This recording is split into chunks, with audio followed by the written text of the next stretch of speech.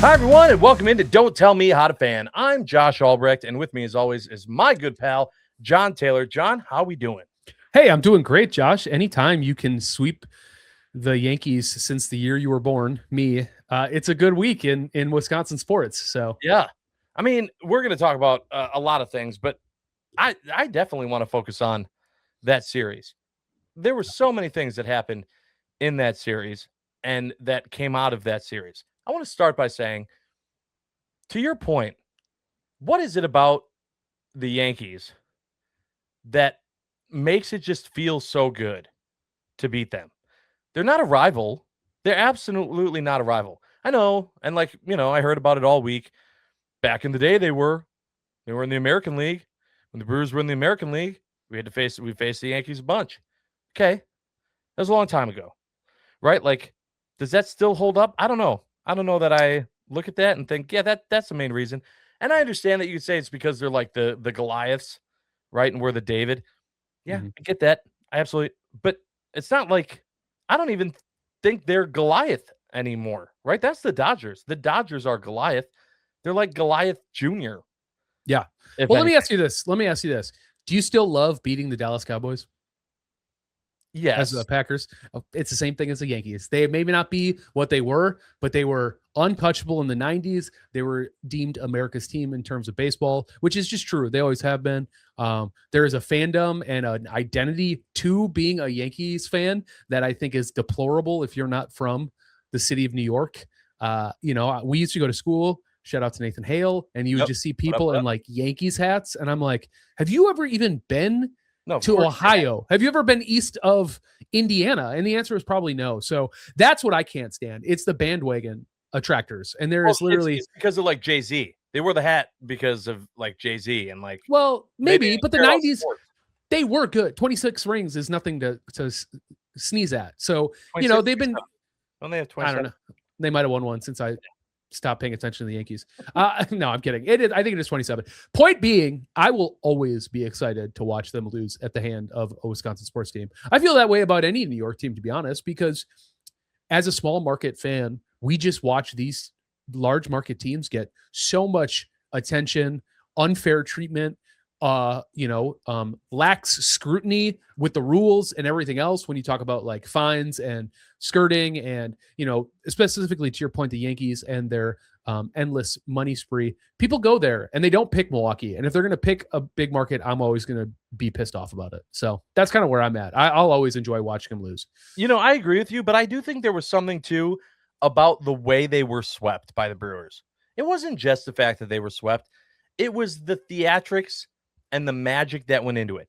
Right off the bat, first game, you have Miz out there. All right. Now, you didn't have Miz that you've seen that goes, yeah, see, he's got some stuff. No. You saw, I'm Jacob Mizorowski, and I'm about to light up the New York Yankees. Jacob Mizorowski. Yeah. Comes up throwing just straight heat immediately. Didn't have to ramp up to it. First pitch, boom. I'm here. What's up? And he killed it. Yeah, it topped off at 103.6 miles per hour. He struck out 12. He only walked 2 in a sensational start against the New York Yankees. Where they shut him out. Yeah, where they shut him out. I don't more than our lifetime. I think it was 89. I think I saw. Yeah. Mizorowski's been absolutely dealing. He was no-hitting the Nationals until he got pulled for that hamstring issue, which luckily we had talked about. It was just a hamstring, and it was cleared almost immediately. We kind of made some jokes about that, but what an incredible game. 6-0. It set the tone that the Brewers, it's funny. Who did I think it was Caleb Durbin with the Red Sox came out and said, like, yeah, being on the other side of this, like, the plucky upstart Brewers thing isn't working for the rest of the league. He was talking about how Pat Murphy calls them the Woodpeckers and, how they're always like going to be underdogs. And he's like, the rest of the league knows the Brewers are good and they know that they're going to get a fight against the Brewers. So, I don't necessarily believe that they couldn't hang 6 on a team like the Yankees, but it is a nice reminder to teams like that. Like, hey, they may not be slugging the lowest home runs in the entire MLB as of the time of this record, and I don't see that changing anytime soon. but they also have allowed the least amount of home runs hit. So you kind of start looking and going, okay, well, if every other team wins by finding the long ball and they get put in situations where they can't just hit home runs to rack up runs, you watch a lot of, and we talked about this all last year too, you watch a lot of teams get forced to play a style of baseball that the Brewers play, and most teams are not equipped to play strong defensive fundamentals, play smart at the plate, sound, disciplined base running, all of that. So you watch the game against the Yankees all 3 days, and it's like, short what? One home run that entire series. They didn't really do anything in terms of, digging the long ball, as they used to say in the 90s. But yeah, so it was an incredible game. Lockridge, unfortunately, went out on Friday after colliding into the concrete wall. Sounds like he cut himself down to his kneecap. Yeah, down to the bone, a laceration on a wall, which when you watch that in real time, like not the slow-mo, just in real time, I was like, oh, he's maybe done forever. Definitely done for the year. Yeah. On impact, I was like, oh, he shattered his kneecap. I was like, there's no shot that is going to be.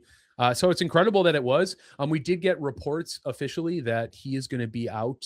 Imaging showed a bone bruise from his collision, and the Brewers are estimating a mid to late June return, which is not great because, Lockridge is doing a lot. You talk about a guy that they traded for, and you kind of go, why did you get that guy? And it's because he's super fast, he's super toolsy, he's everything the Brewers like in an outfielder, but he really started putting together some solid, reliable hitting. I mean, you stack it up against the guys like Joey Ortiz, David Hamilton, Blake Perkins, and you go, this guy is a stud compared to most of the Brewers lineup. Win. Yeah. So that is super unfortunate. It's unfortunate that he's going to be gone till June, but just the way the Brewers always do, they get Blake Perkins right back up, and he's right back at it, making incredible defensive catches, which we all know is not the reason why Blake Perkins got called back down and started the season in AAA.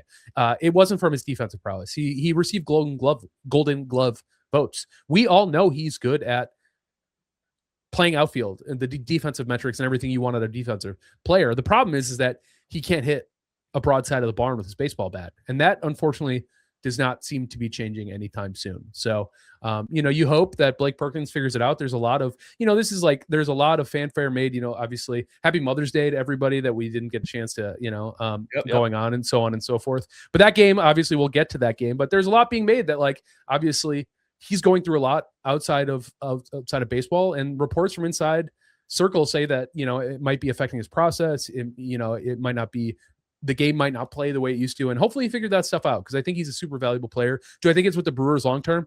Probably not, but that's not his fault. There's just so many talented prospects behind him that you kind of gotta hit the ground running, or you're not going to really stay on this roster very long. Well, but also it depends on how many more guys are going to, get bone bruises and lacerations down to the bone going after a play. There have just been some crazy injuries, and that was one of them.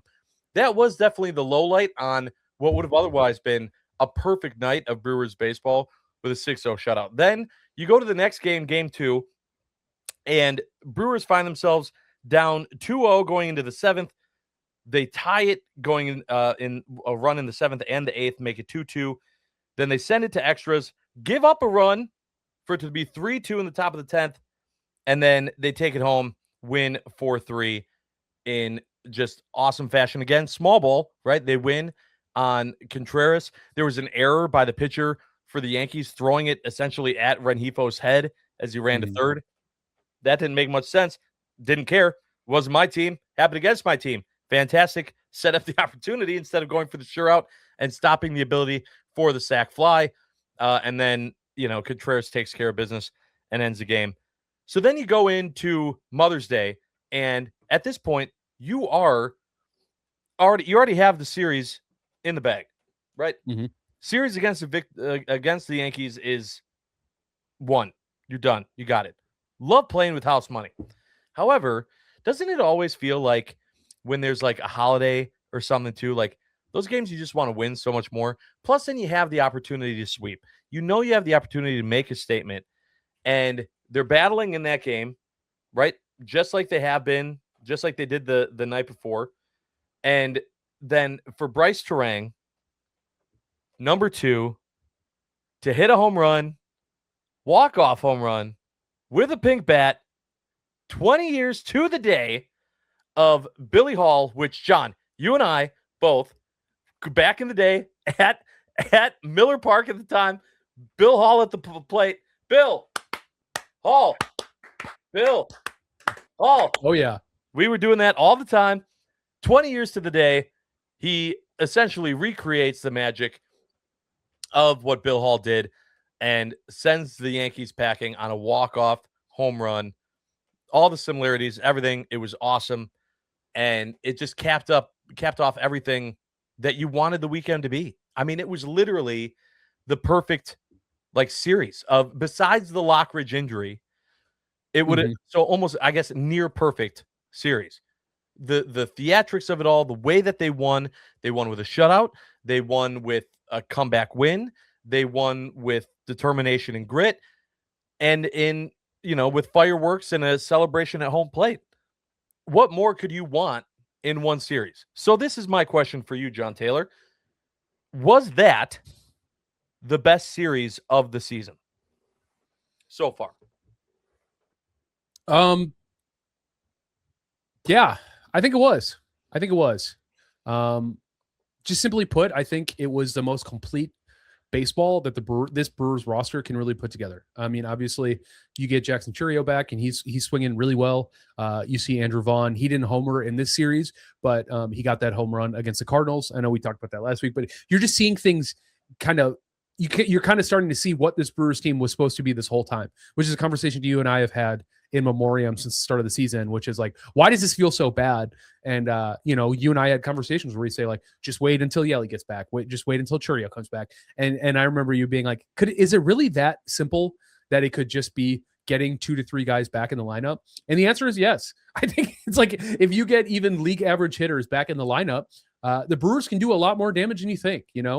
We talk about how there's a lot of reports being told about how the Brewers are finding ways to score really only when runners are in scoring position. Like, why are they only finding hits when guys are on base? And I think because the Brewers know how to apply pressure to pitchers that distracts and pulls attention, pulls focus, and really demands pitchers to play at a level higher than maybe that they're capable of in that moment, or they just straight up need to be elite. And if they can't become elite, then the Brewers can really punish and penalize that once they get guys on bases. So I think it is the best series. To make a short question answered longly, I think so. It's everything I want out of a baseball series. Like I said, David beating Goliath in a myriad of ways. So, and also it's Bryce Turang's first ever walk-off home run. Yep. I mean, how cool is that? I mean, he is like leading both leagues in like every second base metric. He is like right now the best second baseman in baseball, and especially in the NL. And it's like not even really all that close. And you can make cases for like Nico Horner for a bunch of stats, but like Bryce Turang is our guy. He is going to be a national darling. He's going to get a lot more attention, and deservedly so. Like the fact that he is a platinum glove defensive second baseman and has found his bat, and he's like hitting for power and pulling and slapping homers out. It's absolutely, it's just incredible. And I couldn't be happier. This isn't really answering your question, but boy, do I hope they find a way to sign him. This is he's the Ryan Braun of this generation. They just need to figure out a way to get it done. And obviously he's already played many games and has already increased his value, but it's like, if you were ever going to be Mark Antanasio and find a way to dig deep, it's keeping a guy like Turang. He is like this generation's piece that could get fans excited, the team actually competing for World Series for many years to come. So that's a good point, and I agree with you. We're going to discuss the team as it is now, and if there should be some pieces added or looking to the future as well. When we come back on Don't Tell Me How to Fan, stay tuned. Welcome back, everyone, to Don't Tell Me How to Fan. We are continuing our talks on the Brew Crew, just recapping the great Mother's Day weekend Yankees beatdown that took place. But also, John, we were talking a lot about, and we've talked a lot in the past weeks about this Brewers team getting some power back and what that would mean and what that looks like. And we've seen immediate, even if it hasn't been like impactful swings from Vaughn and Chourio, doesn't it feel like the vibes of this team and this lineup have changed just having those two guys back in the lineup? Yeah, definitely. I mean, Jackson Trio is an absolute stud, and he's one of the clear-cut rising stars of this league. I think every Brewers fan knew it. I think the national media is coming around to it when you look at the way he's been always able to perform in big moments before he could even drink a beer legally in the state of Wisconsin. I don't think his parents were around. I forget that there's that weird bar rule. Not the point. Fact of the matter is, I think having a guy like that anywhere in your lineup is going to make hitting seem easier. Not just for him, but just put your team in better opportunities to get runners on base, move those runners over, and then obviously bring them across the plate, which is the name of the game of baseball. So obviously that's great. I think last year Andrew Vaughn was found money. Clearly they traded a guy who didn't want to be here. I already forgot his name. Doesn't matter. He was the pitcher. It's not going to come to me. Doesn't matter. Because all I can think about is Andrew Vaughn. He's been great. There's always that fear of regression. And then obviously with the Hamnet bone, it's like a lot of the concern is that it's just like your grip strength isn't there. So how can you really like power through a ball? Like I said, you're watching exit velo right now on the hits that he is getting. And it seems like hopefully he can figure that out sooner rather than later. I think what's really buoyed that fact is that Jake Bauers is playing lights out. I think it's really clear he's probably not an everyday player. Like he was almost out of the league for a reason, and he's turned it around. The Brewers really love him. I really love Jake Bauers. I think he's great.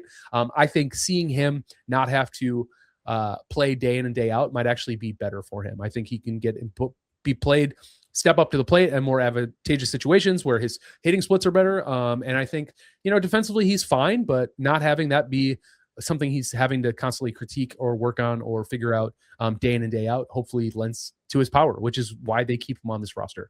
So, I think it's one of those things. Does any one guy really make this better? I'd say the case would probably be Jackson Chourio. The answer is just straight up yes. But in aggregate, you just really release the pressure valves that were really cranked up. Like we talked about this a few weeks ago, like the Brewers truly had zero margin for error with those guys out, with Chourio, Yelich, and then the myriad of pitchers that aren't pitching. Like it just, a razor thin margin got virtually imperceivable to the human eye. And it just seems like that margin is getting wider and wider as the talent keeps coming back to this roster. So, and that's the thing. You just brought up the key point there, is that as more and more talent keeps coming back to the roster, because I definitely feel like having those guys in the lineup, right? It, as you said, it makes it to where there isn't razor thin margins. But now Yelly back as of Tuesday, playing like backup and in the lineup with this team. Did that not seem to like pop up out of nowhere? It really seemed like it was all right. Like we're also going to keep an eye on Yelich might be coming back soon. To hey, he's here, he's in the lineup. Whoa, what's going on? Yeah. Well, I think what's surprising is as Brewers fans, we're just so, I think, used to players being given a timeline and then coming nowhere close to being able to actually like hit that target. They said about Yelich was going to be about a month in terms of returning, and it's been about a month. So I think the other reason we were caught off guard is there were no new updates because for the first time, they kind of just stuck to the initial reporting that they gave. They're like, yeah, we're expecting a month stint on the IL and he'll be back. And guess what? Been a month, he's been back. And what's even more exciting is Kurt Hogue put this out today, which I don't even think I fully realized. They are 14-9 in his absence. They went above 500 without Christian Yelich. And I think when you look at a guy who can still play left to a solid level and also can DH for you and get some other guys out of the lineup, it all keeps speaking to this idea that like the Brewers galvanizing and finding ways to win without their big pieces, getting those big pieces is found money. You talk about like football, and we actually did this last year when we were talking about the trade deadline. You're like, you get Woody back, you go, oh, we traded for a starting pitcher at the deadline. It's like, that's kind of what this feels like. It's like, oh, midseason trade. The Brewers acquire Christian Yelich. Oh, midseason trade. We acquire Jackson Chourio and Andrew Vaughn. So the fact that they've been able to produce without them, this is truly just money on top. Found money, as it were. And so we'll see. I think there's some questions with the Brewers still. Like they still need to figure out what they're going to do at shortstop. Like Joey Ortiz, David Ortiz. Yeah. Oh yeah, I would love Big Papi. Yeah. I just did it again. Joey Ortiz and David Hamilton are proving they're not big league hitters. They're just not. Like Joey Ortiz, I think is do you need to like try to find a trade package now before it becomes like, I didn't think his value could get any lower. And it's like, wow, it's still tanking. This is crazy. And then no one's taking him. No, I mean, you never know. people love to trade for that awesome player Cash. We Brewers love acquiring Cash. I don't know. He's yet to play a position I've seen, but Cash. Yeah, for like $40. Yeah. Yeah. And then David Hamilton, I think it's just like, he does he's a feel good story. Don't get me wrong. He is the modern Blake Perkins in a world of Blake Perkins. He's just another one. Here's the problem. Here's the problem. And I've realized this too. And I hate that this is the case. The Joey Ortiz problem is that we got a whole bag of prospects that we're waiting to take his place. And none of them are hitting the way they need to earn that opportunity to come up. You can't be struggling in the minors and then have it be like, well, all right, Joey's also struggling, so we'll give the kid in AAA a shot.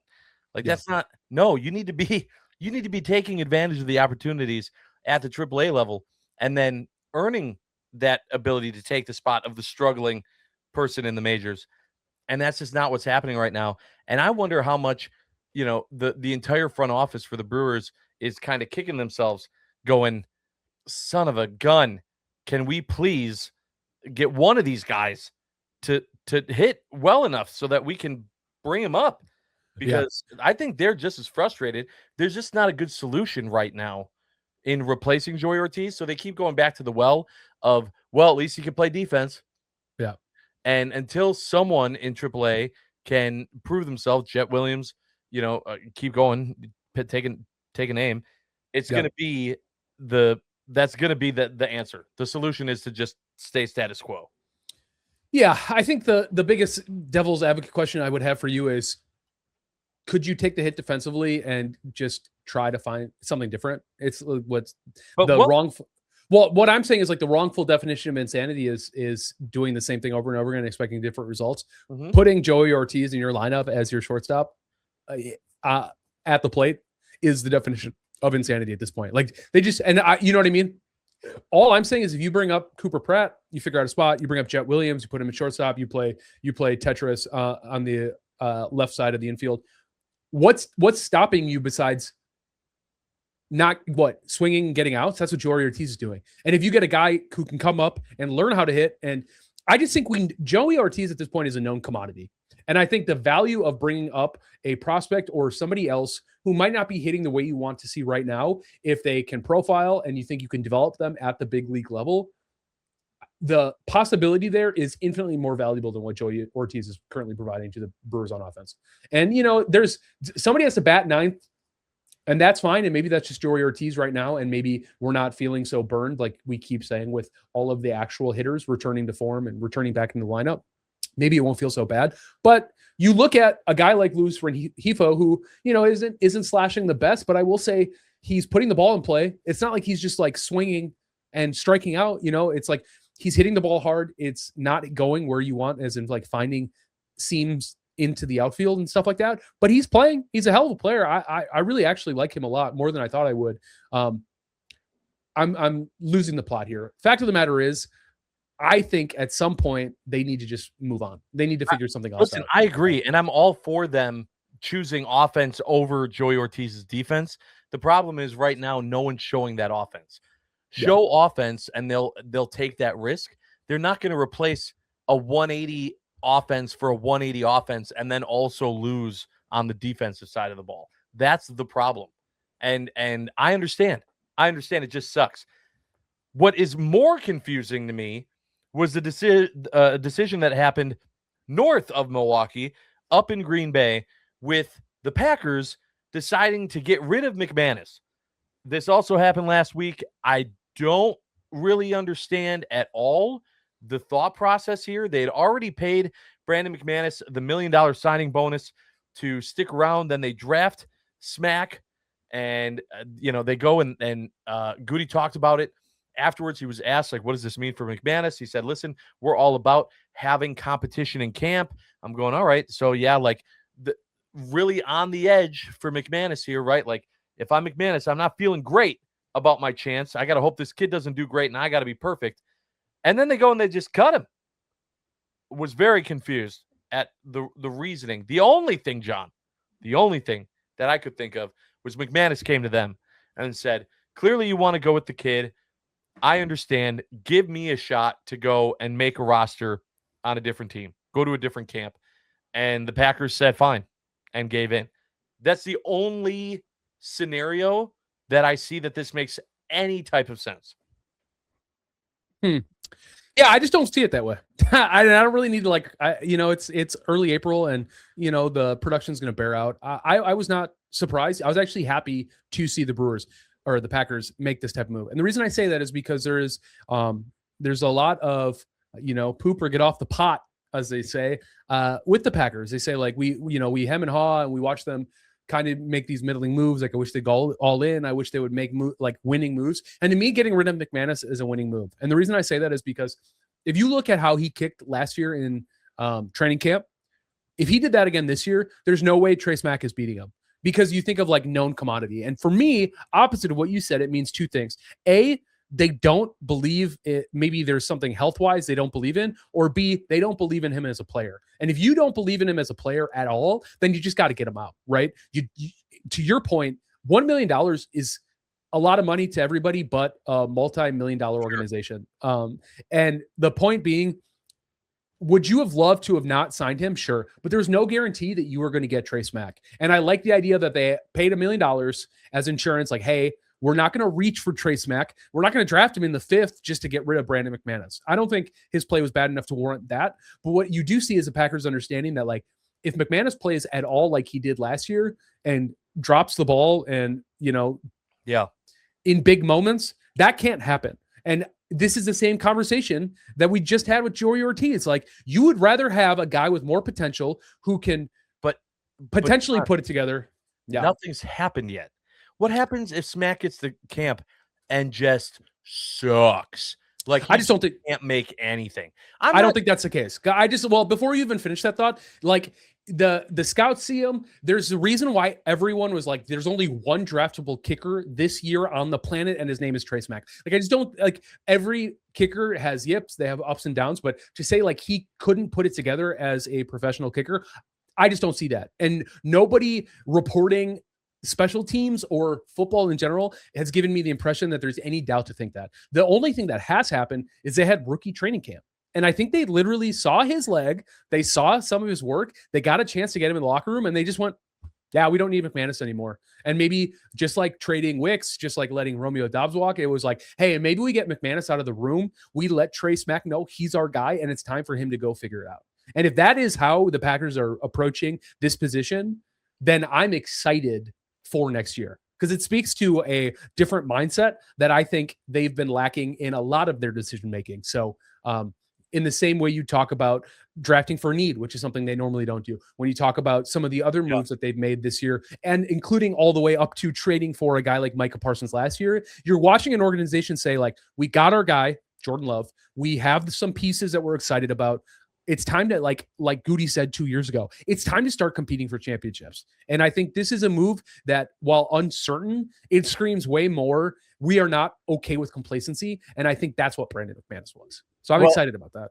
I would love to know the full story of how that all went down with Brandon McManus. I'd also love to know the whole story of what's happening inside Pfizer Forum with the Milwaukee Bucks and Giannis. We will discuss that when we come back on Don't Tell Me How to Fan. Stay tuned.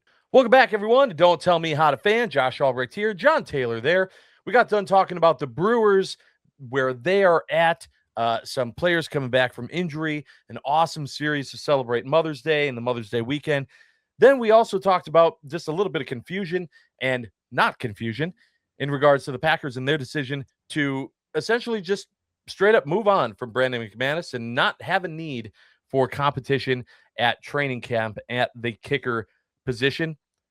Those things pretty set in stone, right? We understand those things. One thing that is definitely still up in the air, very, very much up in the air, is what the heck is going on with the Bucks and Giannis. So before we get into this, let's first start by just saying this. I got a feeling that this answer is not going to wait until the end of June.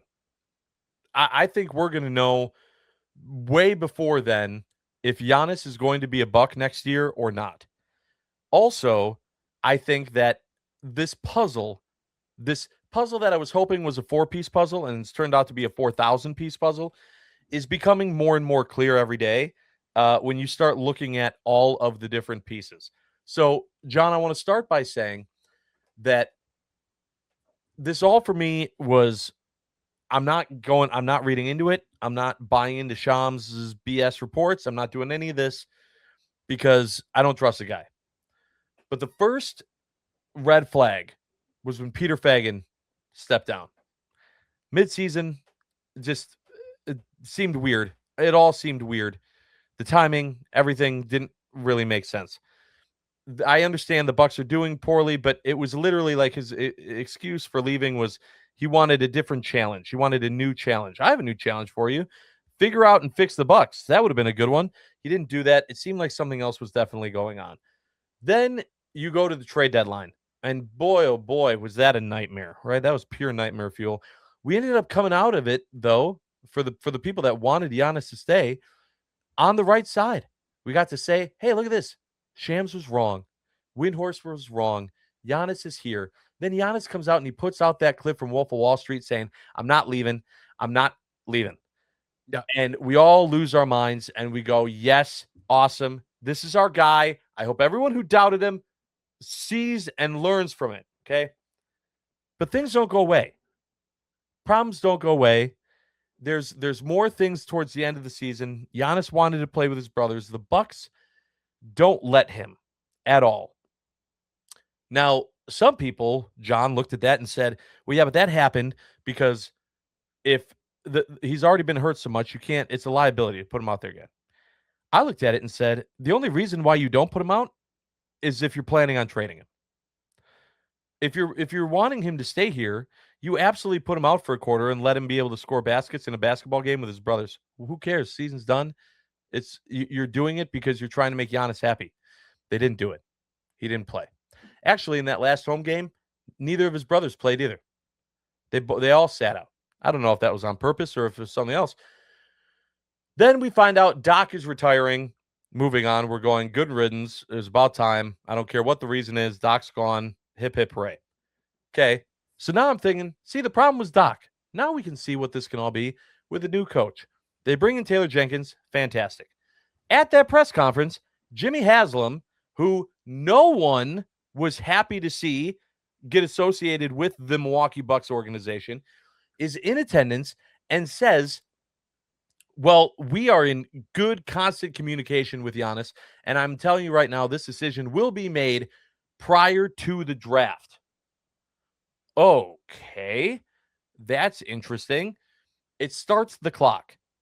Then the next thing you know, reports coming out immediately saying the Bucks are saying that they are open for business. They are listening to trades for Giannis. It's just giving Shams more clickbait, click type material. He hasn't said anything new besides saying all signs from his sources are pointing to Giannis not wanting to sign a long-term contract with the Milwaukee Bucks. I don't know what those sources are. Wasn't his brothers, wasn't his camp, as Thanasis said, but that's where we are now. I want to know, John, quick feeler out there. Percentage Giannis stays, percentage Giannis leaves. Well, to my dismay and my dislike and my heartbreak for team delusion, I think at this point it's like 30-70 he stays. I think there's like a 30% chance. And it's less about Giannis wanting to go. And I think it's the Bucks coming to grips with the idea that like they cannot field a competitive roster around Giannis, especially when you look at the fact that the draft lottery happened this past weekend and they got 10th, which is kind of where they were. They didn't get any luck. They kind of landed right where they thought they would. And because of that fact, I just don't know if you can use that pick to draft a guy that could get Giannis excited and retool around and see if maybe you could compete that way. It's tough to really bet on a rookie that, you know, in that pick range anyways. So the fact that 10, I just don't see a guy coming in and meaningfully him and Giannis getting them to the Eastern Conference Finals. I just don't think that's going to happen. I don't think taking pick number 10 and trading for a guy like Trey Murphy, who the Bucks have been eyeing forever, I don't think that makes a lot of sense. What unfortunately I think makes a lot of sense for the Milwaukee Brewers is to get the treasure chest, the war chest treasure trove that you've been expecting for Giannis. Yeah, the Bucks for a trade for Giannis. And you say, how do we make it so it never feels like 2011 again? But trying to get in a spot where we can rebuild and get excited about the future of the Milwaukee Bucks. Because I don't think it's with Giannis anymore, sadly. And that breaks my heart. And I would love to be wrong. Don't get me wrong. I will be I love being wrong when it comes to my superstars staying in the state of Wisconsin. But I just think it's too far gone at this point. And what really sold it for me was the conversations that you had mentioned in the media, the presser to introduce Taylor Jenkins. It wasn't, oh, well, we're going to have an answer, and that makes me feel like they're forcing him out. They said a lot of things like, he's a great player developer. He's going to get, they're talking about the next generation of Bucks, and I just don't think that really includes much of anybody on this roster that isn't named Brian Rollins, and maybe Jericho Sims. I'm only laughing because that is a bleak outlook, and that's part of their job. That'd be great. Their job, I guess Usman Jang is pretty exciting, sort of. Their job is to trade Giannis and make the future seem less bleak. And I think that's just kind of the only path forward that makes sense for the Bucks at this point. And it's less about how they've treated Giannis. As recently as Tuesday, Shams came out and said, like, hey, guess what? The player station looked into it. There's no wrongdoing and no further action is being requested that the league takes against the Milwaukee Bucks. I think that's great. I think that there's been a lot of other conversations surrounding ownership involvement. Turns out Wes Edens was in Europe, and then some allegations got released on JS Online that a woman might have been trying to extort him for some maybe impropriety on his end. I don't really want to speak for him. This is all alleged. I'm just telling you what was in the newspaper. Fact of the matter is, this does not scream like an organization right now that is capable or poised to really kind of pull it back together. I think it's one of those things where I think you cut your losses here with a bunch of players, and you say, like, hey, we gotta get another shot at this. And that breaks my heart. I can't say anything else other than that breaks my heart. I'd be lying if I told you I feel excited about any guy they're going to get in the 10th round. I'd be lying if I said I'm excited to look forward to the next 3 to 4 years of Bucks basketball if they're trotting out the guys that are on this roster with a few new names. Like, I could trick myself for a little while, but boy, is it going to be a tough couple years once Giannis leaves the Bucks. And I think it's happening sooner rather than later. So. Yep. I unfortunately, I'm exactly in the same spot. 30% he says, 70% he goes. And I'll tell you, I think that the reason why, we actually had a friend of the show, Ty Windish of the Eurostep podcast on Inside Wisconsin Sports, Trevor and Josh, earlier in the week. And I talked to him. I said the same thing. I said the reason why I think that this worked as long as it did was because neither side wanted to be the bad guy. Neither side wanted to break up the relationship. The Bucks organization knew if we trade Giannis, it is our butts on the line. That is not a place that anyone in that front office wanted to be in. They did not want to be the ones responsible, going down in the history books, for trading Giannis, knowing it would take a miracle for that trade to pay off the way it would need for everyone to go, that was a good call. On the same side, Giannis says, I love Milwaukee. I'm not leaving Milwaukee. He doesn't want to go back on that. He doesn't want to be looked at as a liar. He doesn't want to be the bad guy either. So neither side wanted to be the bad guy. Enter Jimmy Haslam. I think that Haslam is the key. I think that Haslam is the guy that said, I'll be the bad guy. I don't care. I wasn't here when he was drafted. I wasn't here when you guys won the championship. I'm here now. It's time to get rid of Giannis. And I think that this idea in my head that the Bucks would be insane to ever trade Giannis unless Giannis first said, I'm not signing the Supermax, right? If Giannis, that's their play. If Giannis says, I'm not signing the Supermax, then the Bucks get to throw their hands in the air and go, well, what did you want us to do? Giannis said he wanted to be here, and now he's not. But if they don't offer him the Supermax, right, which technically they can't have him sign until October. So them saying we will have a decision made before the draft is legitimately them saying we either need, I don't know, some type of promise that he's going to sign it, or they've already made it up in their minds.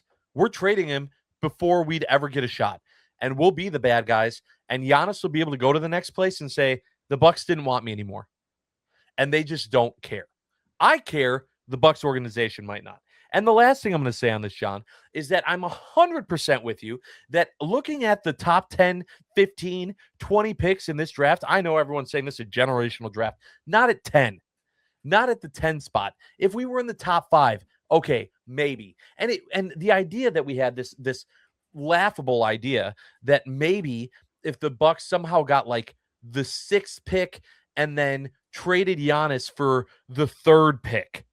And it was like, okay, we have 2 top 10 picks in this generational draft. Hey, we can rebuild a team with this. Then maybe. That's not what happened. We got a 10th round, we got the 10th pick in the draft, and I mean, they're already coming out saying like, yep, a Thon Maker, a blah blah blah. Take your pick of failed opportunities. Brandon Jennings being the one you could maybe say, okay. But looking at all of it, I don't trust the organization to do the right thing. I absolutely don't trust Jimmy Haslam. I'm looking at the options and the scenario that the Bucks are in right now. It's absolutely a lose-lose. I just don't know what they think they're going to be able to do here that's going to be better than at least playing it wasn't our fault. At this point, you keep that relationship together because the odds of you being able to fix this by trading Giannis have decreased severely. Yeah, big time. I mean, there's not much more to say. There's not really much more to really even consider until, we get close to that draft and some decisions start being made. I'm sure things will keep leaking. It's really disappointing that most of those leaks seem to be accurate in terms of frustration on both sides. So, but it's to be expected, being here in Portland, like it's the same playbook that Damian Lillard and his camp ran. They loves Portland, doesn't want to leave. Oh, I guess I got to go. Here's where I'd like to go. So, I'm used to it. But hopefully we'll see, Yeah, we don't know. We will know. Stay tuned for that. Stay tuned for much, much more of the love of Wisconsin sports and us talking about it here on Don't Tell Me How to Fan. We appreciate you doing so. Tune in next time because we are not done yet.